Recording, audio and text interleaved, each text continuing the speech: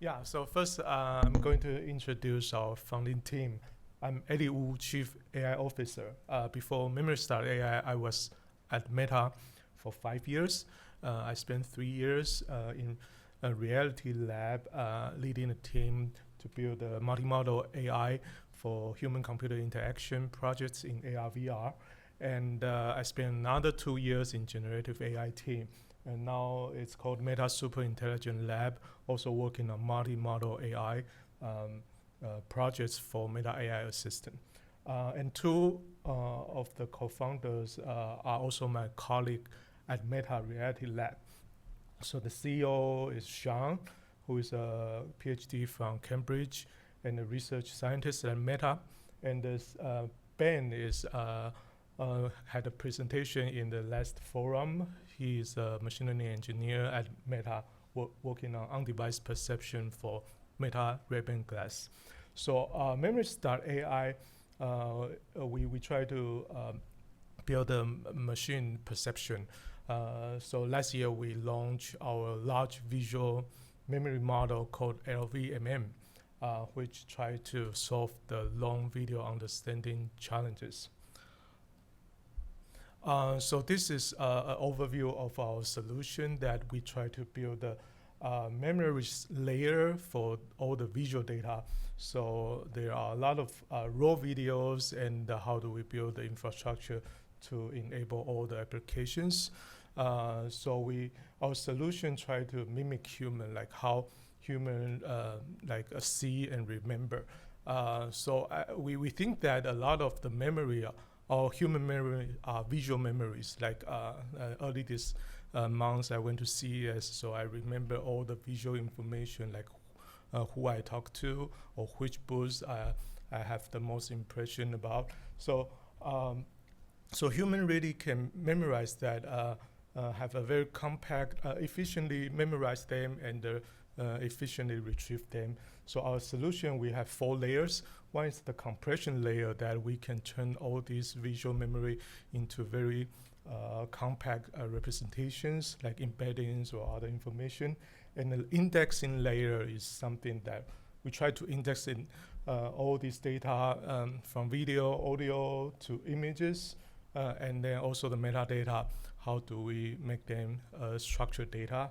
And we also have the aggregation layer that try to build this data into the graph structure, knowledge graph, more high level from the long-term memory into some knowledge or profile. And later on, we store that in our database and to serve for the retrieval purpose.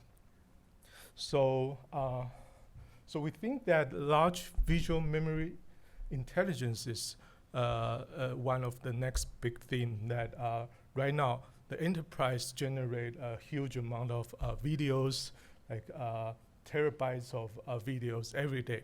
And not to mention that the emerging application of AI wearable or robotic, they also have like video data recorded every day. And right now, like most of them are unused. These unstructured visual data, they are unused. So here's a huge potential for business like applications that can really leverage all these visual data. And also these data are scattered across like different platforms, more like a siloed systems, so that it's hard to unify these memories. So we are building this like multi-model data lake solution in this AI-driven era, that we try to have a unified like visual memory system foundation to really unlock the real value of this data. And beyond our large visual memory model, we also have our memories built on device. So we are an official partner with the Qualcomm, so that we build this model on device. We call it LVMMV 2.0. So our model are now optimized on Qualcomm Snapdragon chips, especially like optimized on these processors like NPU, GPU. And we also have some advanced optimization techniques like quantization, or we have our proprietary like video compression technologies that we can really have this efficient model to compress the model, compress the memory into a very compact representation. And it's also low power, but the most important is that we can keep the accuracy as similar to our cloud solution. So by this on-device optimization, right now we have much better on-device video understanding. So this is an example of a demo that we showed to our partner last year that in our Memories.ai application, one of them is the AI album. And we can do this on-device, for example, semantic search that you search for something like shopping in Korea or anything that you want to search, and we can retrieve the most relevant video, not just video, but a specific video clip about shopping in Korean. And we also try in other phones that a lot of them, they have the search based on the pre-tagged information, so they cannot search some of the search that will fail to give you some the results. And the most important thing is that right now, like everything is on device, so people care about their privacy. So if you do this memory indexing and retrieval on device, so we can make sure this is private without having the risk of having your video uploaded into the cloud. So let me talk about some of our important use cases. So the first one is the AI-powered album. As I mentioned, like we work with some of the smartphone companies like Samsung. We provide a solution that we can do the semantic search for the album. You probably have like years of image or video in your phone, and it's not well managed. So using Memories.ai, we can easily search the relevance information. You can also do the Q&A, so you can ask any question about your album. So this kind of large-scale video understanding is available on the phone using our edge multimodal processing technologies. And the second use case is we call smart memories, smart living. So in addition to like doing the visual memory retrieval on your mobile phone, and I think we also see a lot of emerging application that people start to have AI wearables like AI glasses or AI pin, like I show here. Like I'm carrying an AI pin I will introduce in a later slide. So in these devices, we also have camera that keep looking at environment. So we can use our Memories.ai technology to help you retrieve the memory, and it's an important like personal assistant for you. And we also partner with some of the TV or home entertainment companies, so that they have a lot of media that people watch the video. So we can help indexing the video so that we can later on retrieve something that users are more interested, or do some recommendation based on your visual memory. And I think there's another application, robotics, that we see that more and more use case, not maybe like different kind of robot, they have cameras. So we can also use our memory technologies to help this robotic to carry memory or do some application like anomaly detection or continuous learning, serving as also as your personal assistant. So the third one is the surveillance use case.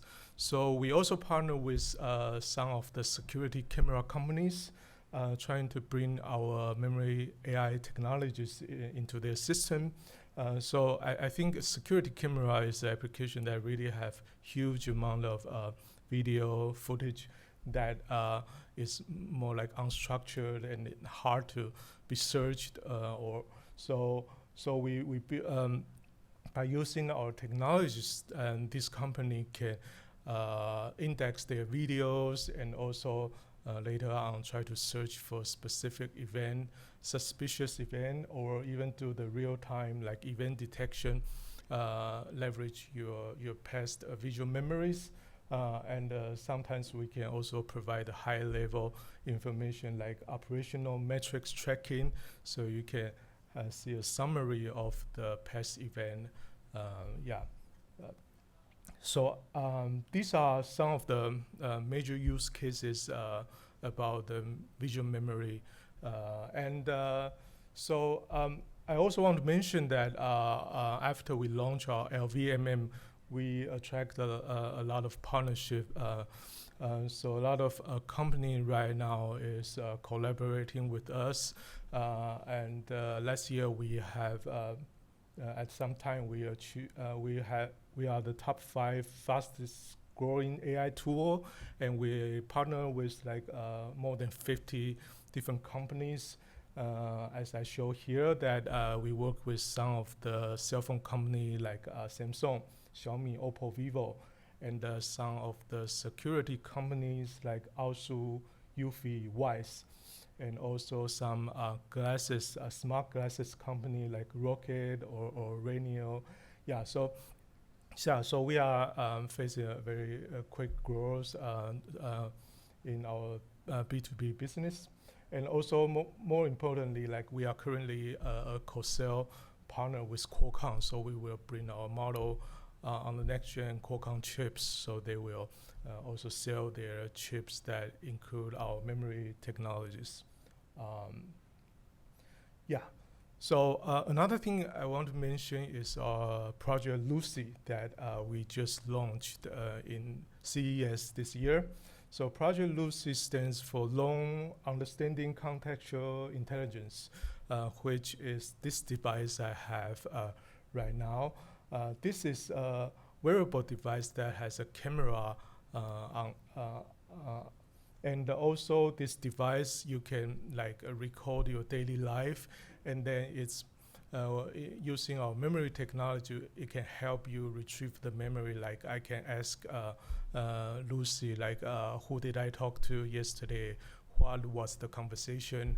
Or can you summarize the CES event for me? Like, or even if in the app later on, I will have a demo outside.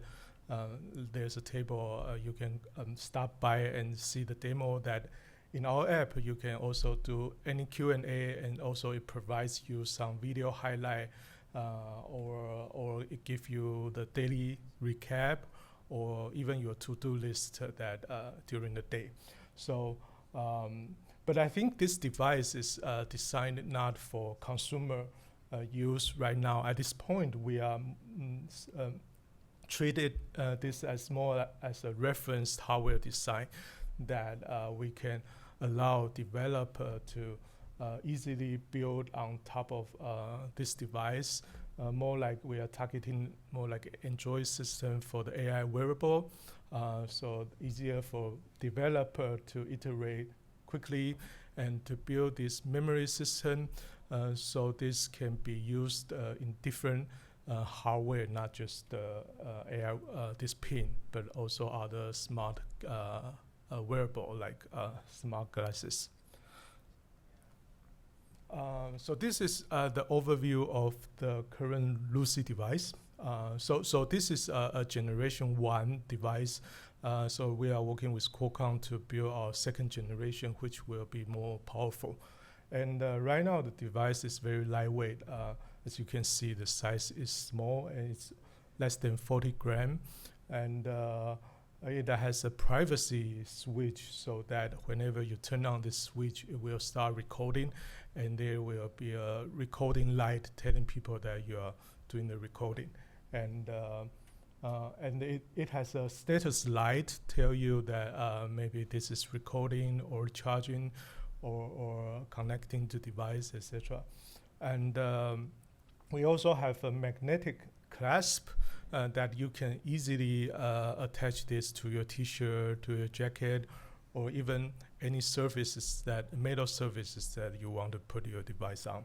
And yeah, more importantly, like we support like 2 to 3 hours continuous recording, so that if you don't record, the standby is also we also support 10 hours standby.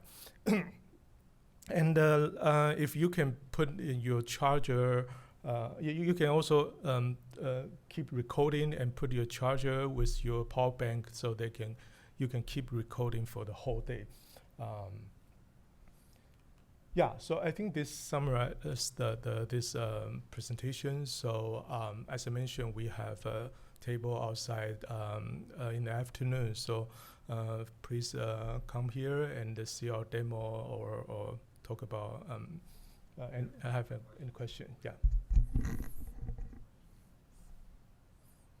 Any questions? Yeah. I have a question. I wanted to ask, since the LVMM technology it's evaluating real-time the surroundings, right? How do you factor in the two things? One, how do you factor in privacy?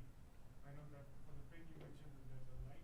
Yes. Setup, Yes. to a everyday person, light may not necessarily be that great of a visual indicator that something is getting recorded, or are they getting recorded themselves? And number two, what comes across as the memory that needs to be saved versus observed? So the first question is about privacy, right? So I think, as I mentioned, there's a light indicating whether you are recording or not. So I think, yes, just like when you put on your smart glass, that's also the same, that some people may not want you to be. So I think usually when you start recording, you probably need to ask the permission from, I think in public space it's okay, like you sometimes you also use your cell phone to do the recording or taking pictures, but sometimes I think the most concern is that when you talk to people with this camera on, some people really will ask the question about like they don't want to be recorded. I think this type of issue happens a lot for even other AI wearable devices, that people will concerned about this. But I think as long as we especially in the more private event or situation, you need to ask permission from other people. Yeah. Yeah. You mean on the device? So is it if somebody's running? So I have a specific question. So my sister is one of the beta users for a caregiver co-pilot for providing care for a dementia patient. In this case, you know, it's not so invasive because you might want the camera running all day long.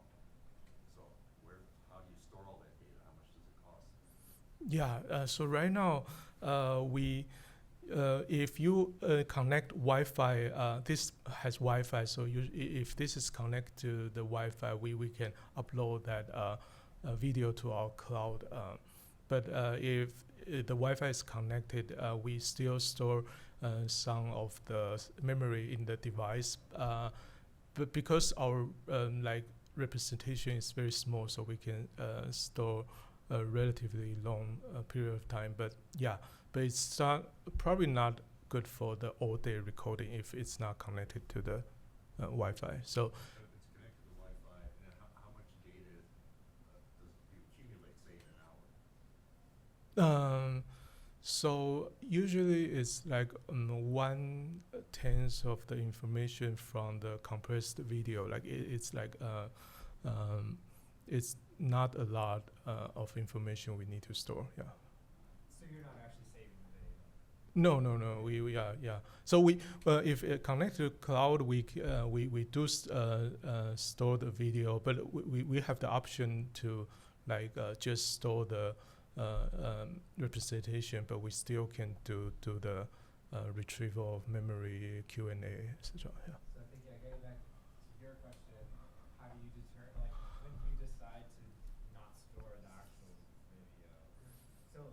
Mhm. Like the video has to exist. So I asked a question about a video, but if video doesn't exist for me to go back and review, then what's the use case? Yeah. So right now, I think the default option is that we always still store the video. Yeah. If you're storing. But then if we store all the video on device, that will be very limited time. This. In the cloud, I'm just wondering, okay, now at this point, how much am I accumulating every day? Is it, a terabyte or Yeah, like 500 5 gigabytes? Oh, right now I think we just launched the device, so it's not a lot of usage right now. So like everyone probably have several hours a day, so it's manageable. It's not a lot, but yeah, we do think that there's something to optimize. For example, like if we probably choose another option not to. Yeah, we have another option not to save all the video. Then we will be able to. Yeah.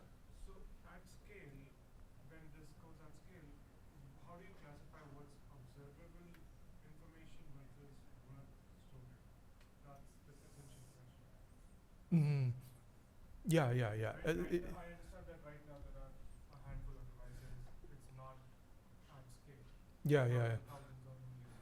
Right. And this also ties into the question that Yeah, right now even on the cloud, we index like tens of millions of TikTok video, and so we it's like we can store a lot of information. But as I mentioned, like if you talk about specific pin use case, that eventually when a lot of people upload the video, that it became information. So right now we do have some project ongoing about how to select the most important information to determine which video that we want to store. Yeah, but right now for pin, it's more like we always store all the videos. Yeah. So Yeah. down the road you would have intelligence built in where it would be able to identify that I'm on all-day visual mode and certain things are just worth observing, whereas based on my previous patterns, these are X, Y, Z things should be recorded as data. Is that a fair assumption? Can you say the question again? So yeah. So what I'm saying is that what I understood from your answer was that you'll be building a logic where if your device is constantly viewing the surroundings and it's constantly alive, so to say, Yeah. observing and making decisions. Yeah. So there would be logic built to separate observation only mode versus storing as Correct. based off of pattern Yeah. observing. Yeah, right now I think that's our current project of like well, we are more adaptive. Like you keep observing, but it's in a more like observation mode. I would say it's a observation mode. Like even like lower frame rate and like lower resolution, low power mode. But when we can detect something more important, especially for this person, then we can switch to the real recording of the high definition video and save those more important information. Yeah, I think. Yeah, because those applications would then come in handy from a healthcare perspective. Mm-hmm. In case that application failure. Yeah. One small question. You were showing like a comparison between Google Search, Apple Search, and of course Memories.ai. So is that platform like on-prem? Are you handling storage and like generation of clip-like embeddings on the device, or is it like everything handled like on the cloud? Yeah, right now everything is on the cloud. So you're talking about the on-device solution or Yeah, the on-device solution comparing between Google Search images and Apple Search images. yeah. So we have another version of on-device solution. We store those embeddings on device, but we also have in our Lucy app. We also support this AI album. That one is a cloud solution. So we have everything embeddings or all these videos on our cloud, like GCP cloud or something. But I think we also support. We talk to some partner also support on-prem deployment. Yeah. Yeah, so I'm getting like this question. What can you do at the edge? So let's say you have that pin on, you're walking up to a booth, and it recognizes somebody that you talked to a month ago. You can get a message that says, oh, this is blah, blah, blah, blah, blah.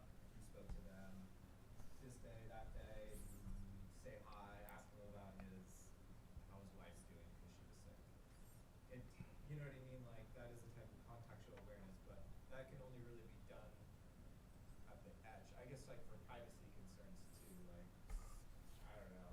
Yeah, yeah, yeah. Everyone, like, don't like the world where meta glasses exist. I Mhm, personally don't. Like, I would actually not have a conversation with somebody who's reporting me with meta glasses on. And I think the majority of the world would also agree with that. So, like, how do you, I guess, how do you see, like, where do you see this technology, like, living then from an analysis standpoint? Like, what's its use case? I hear some of those, but, like, I don't know. Yeah, yeah, yeah. Right now, yeah. I mean, recently we also like talking. Also talking to some of the smart camera, like smart glasses companies. We are also talking about the application. Right now, I think there are some very good use case that people may say, okay, like it helped me to remember something, like where is my car parked or something. But I think a lot of thing, as I mentioned, like people. First is that people concerned about the privacy, and the second is more like what's the real killer use cases. For example, we build some we say useful tools in our application, but I think sometimes different people have different need. Like some people may think this useful. For example, if they go to the gym. For example, I go to the gym today and I work out, and the app will tell me like what's the workout I did and how many calories so but some people care about this application, but some people care about other applications. So I think it's about like different application that we will try to like see which application is meaningful for which group of people. Yeah. Yeah. Out there. I know I have some. Okay. Okay, thank you. Thank you.